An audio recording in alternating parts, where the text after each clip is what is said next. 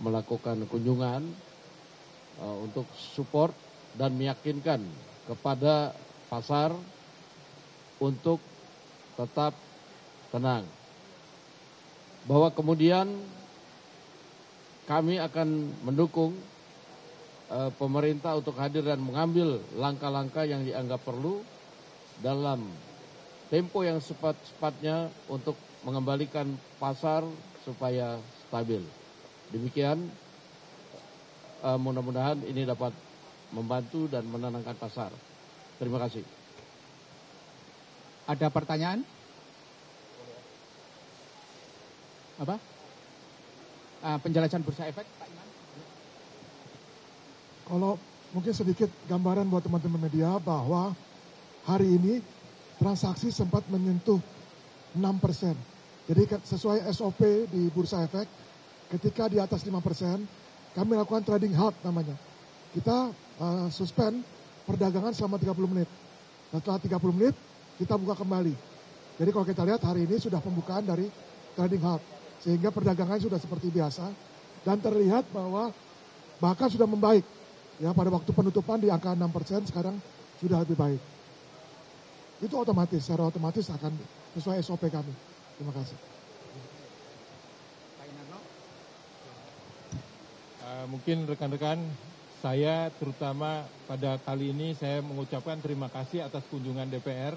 Ini sangat luar biasa kunjungannya. Dan tentunya teman-teman wartawan ingat ya, bahwasanya seluruh tadi juga Pak Dasko katakan akan mendukung policy yang akan kita lakukan.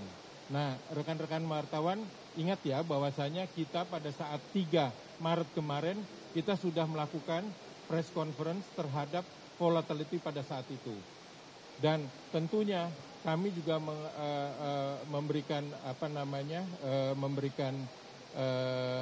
kepada rekan-rekan wartawan bahwasanya kami memiliki beberapa policy yang akan kita lakukan.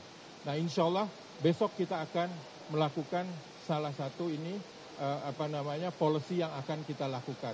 Mungkin rekan-rekan wartawan bisa hadir nanti besok pagi jam 10. Terima kasih semuanya. Ada pertanyaan?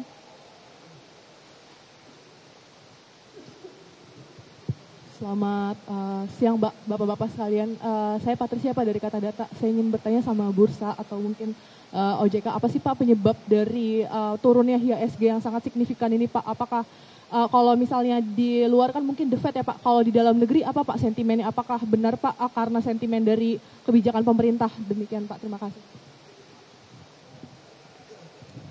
Kalau kita lihat memang penurunan indeks ini kan sudah terjadi sejak minggu lalu. Jadi suatu hal yang bukan hal yang wajar. Beberapa memang isu-isu global terjadi, sebagaimana kita lihat, ya, dan juga beberapa hal yang terjadi di saat ini mereka sedang wait and see. Jadi kalau kita lihat penurunannya, hari ini sebagian besar asing, tentu saja karena mereka melihat update terjadi oleh Donald Trump, itu menjadi salah satu dampak bagi peningkatan daripada penurunan indeks kita pada hari ini.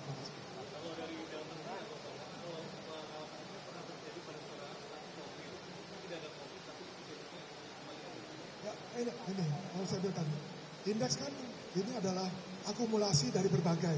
Nah, jadi tidak hanya bicara domestik. Karena kenapa? Kalau bicara fundamental perusahaannya, semuanya performanya bagus. Ya, kalau kita lihat laporan keuangan 2024, sebagian besar lebih baik dibandingkan 2023. Jadi secara fundamental nggak ada isu, yang terjadi adalah persepsi ya, atau sentimen daripada investor mengenai kondisi bursa kita. Terima kasih.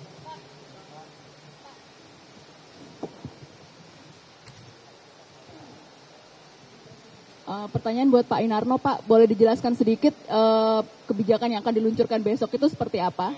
Dan ini apakah ini respon terhadap market? Tunggu tanggal mainnya besok jam 10 hadir ya. Gitu. Oke.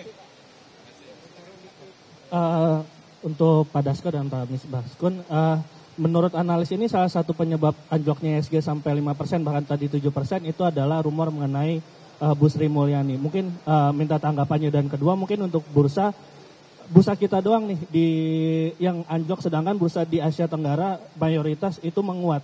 persepsi apa sebenarnya dari investor yang membuat kita ini anjlok sendirian di regional? Terima kasih. Ya, yang pertama kalau ditanya persepsi investor luar, ya saya kurang paham ya.